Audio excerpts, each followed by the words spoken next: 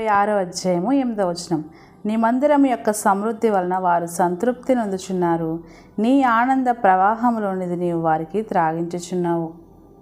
అవునండి, ఈ రోజుల్లో అనేక మంది ధనవంతులు ఉంటారు, ధనికులు ఉంటారు, కానీ వారి జీవితంలో నిజమైన సంతృప్తి, ఆనందము వారికి ఉండదు. అందుకే ఇక్కడ కీర్తనకారుడైన దావీదు అంటున్నాడు, నీ మందిరం యొక్క సమృద్ధి వల్లనే నిజమైన సంతృప్తిని మనం పొందుకుంటాం. ఆయన సన్నిధిలోని, ఆయన మందిరంలోనే నిజమైన ఆనందము, సమాధానము, సంతృప్తి మనకి దొరుకుతాయి. ఈ లోకంలో ఎక్కడ అవి మనకి దొరకవు.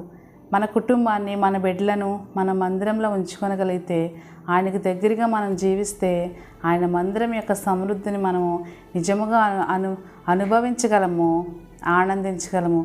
ఆయన యొద్ద మాత్రమే నిజమైన ఆనందం మనకి దొరుకుతుంది. దేవుడి వాక్యం ద్వారా మనలను ఆదరించునుగాక. Have a blessed day. మా కొరకు, మా చిన్న పరిచర్య కొరకు మీరు ప్రార్థించండి. మీ ప్రార్థన అవసరతలను కింద కామెంట్ చేయండి.